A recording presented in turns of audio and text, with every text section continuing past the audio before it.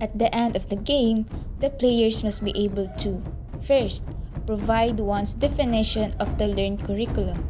Second, explain how learned curriculum is achieved. Third, relate the lesson to real-life situation. And lastly, cite strong and thorough explanation on what is learned curriculum.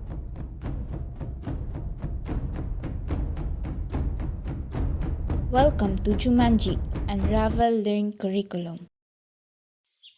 Jumanji, also known as the Pearl of Wisdom, was waiting for the righteous one.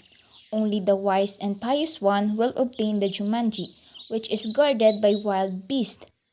It is sought after by 5 tribes from various locations who are willing to take on Jumanji's curse. To get the Jumanji, each group must correctly respond to the questions. Each right answer brings you one step nearer to Jumanji. To win the game, the group must be the first to get the Jumanji and shout Jumanji. Lost groups must accept the terror of Jumanji's punishment.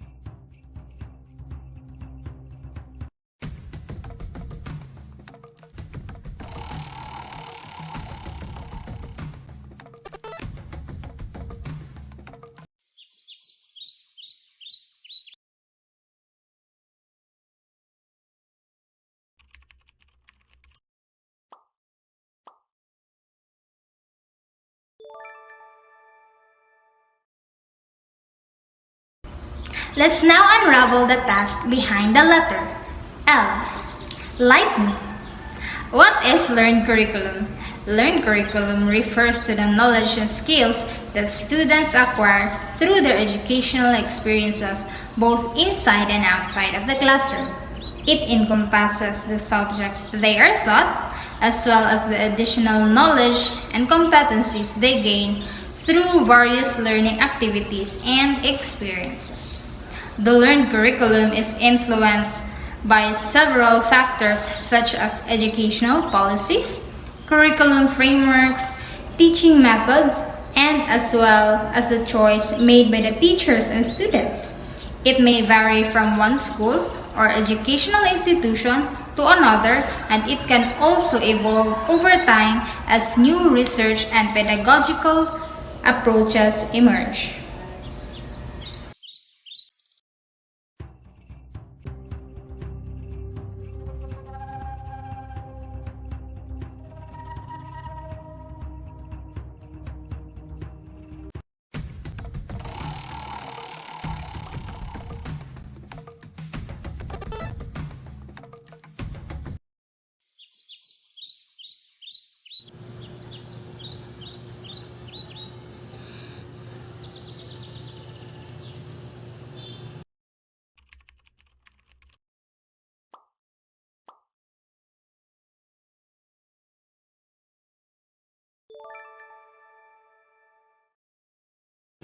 Let's now unravel the task behind the letter E.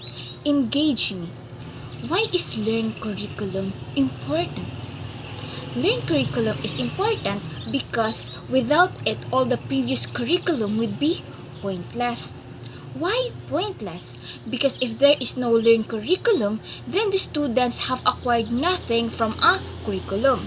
If the students do not actually learn from a course and the school is unsuccessful in attaining their goals and objective, then there is no learned curriculum, since learned curriculum is more on the learning outcomes attained by the students.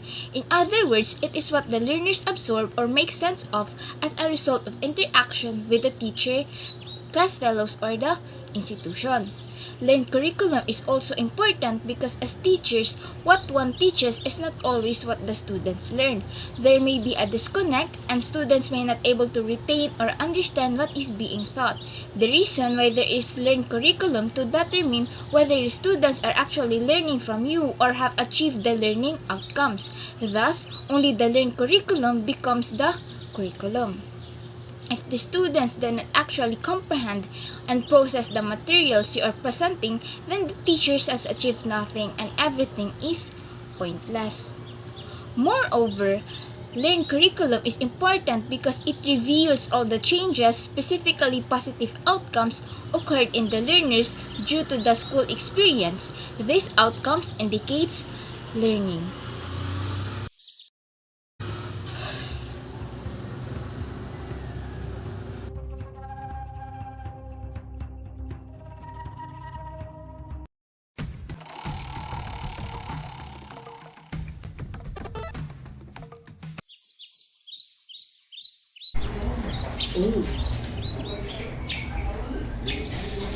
Adore me.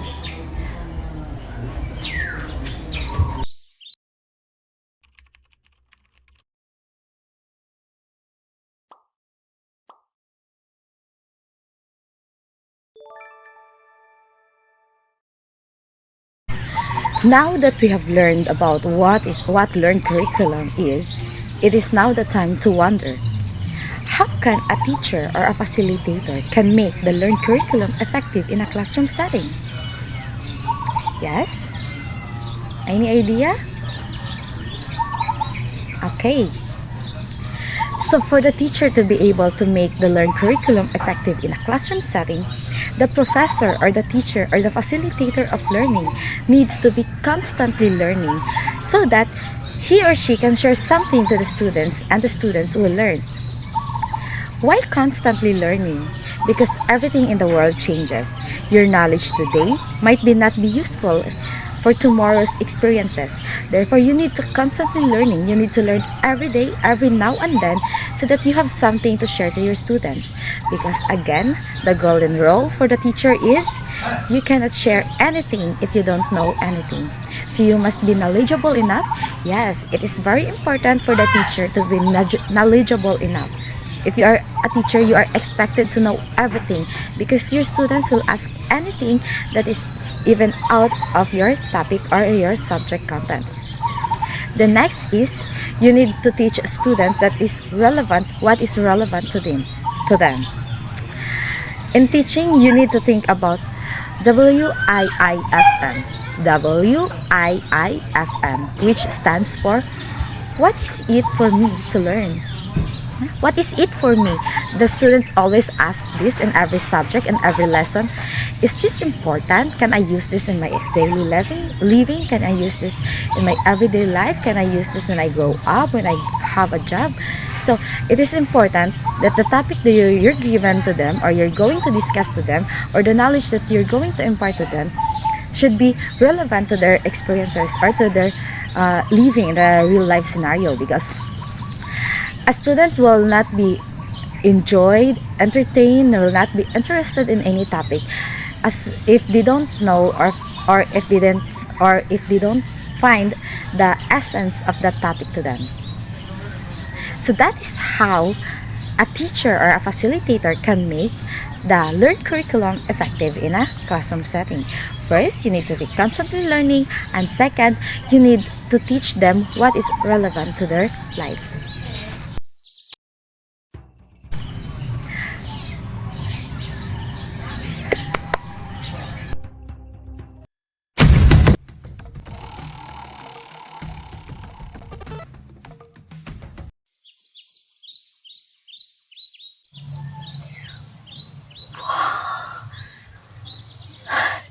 Aha! Now we are down to the second to the last letter that we are going to unravel in order to succeed in our mission.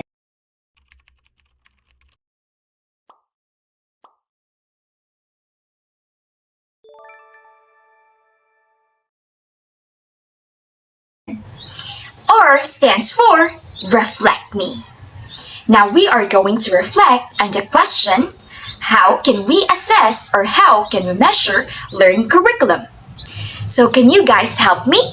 So to answer the question a while ago, in order to assess and measure how far or how deep the students have already learned all throughout the implementation of curriculum, we need to conduct assessment. And it includes both formative and summative assessments or tests conducted by teachers, schools, and external organizations. So what are those tests conducted by teachers? We have quizzes, exams, activities, performance tests, so on and so forth. Yes, very good. How about tests conducted by schools? The best example for that is the entrance exam. Then for the external organizations, it could be survey forms. So anything that the student could give an answer or opinion, that is part of assessing learning curriculum. Then we have, it involves all tests in all formats. So what do you mean by this? It could be in a oral, written, or even performance test. It depends on the teachers or the test makers if in what way would they assess the students' performance in order to gather how far or how deep the students have already learned. So there are two types of tests. We have the direct and indirect type of test. When we talk about direct test, this means that from the test makers, i-disseminate siya directly sa students for them to answer. So examples for this are quizzes, homeworks, exams, reports, research projects, and even any type of performance test given by the teachers. So na atong gi-mention nato ganiya no, nga examples sa tests conducted by teachers. So if test conducted by teachers, that is direct type of test from the teacher to the students. Then we also have indirect type of test.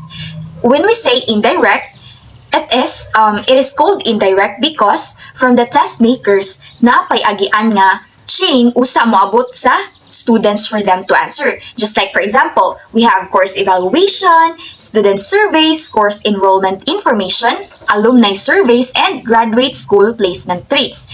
Let's have survey questionnaire for example.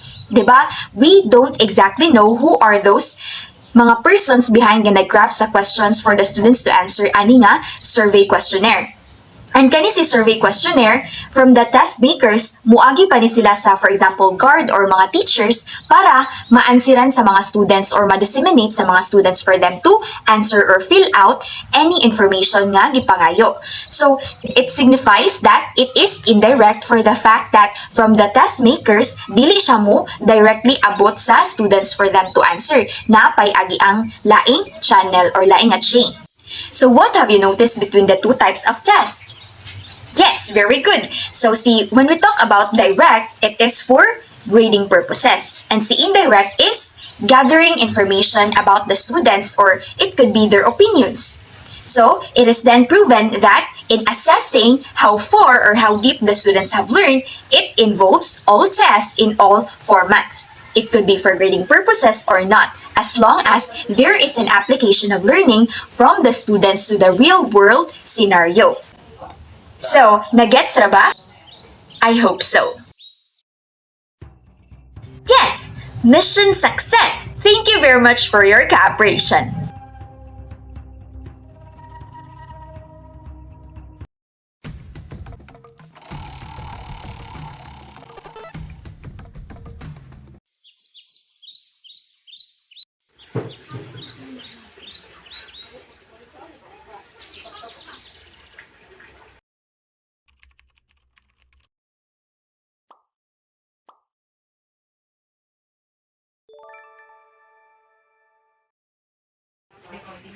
And notice me. What is the main focus of the learned curriculum? The main focus, the gist, the target is always the student learning. It is always what the students learn.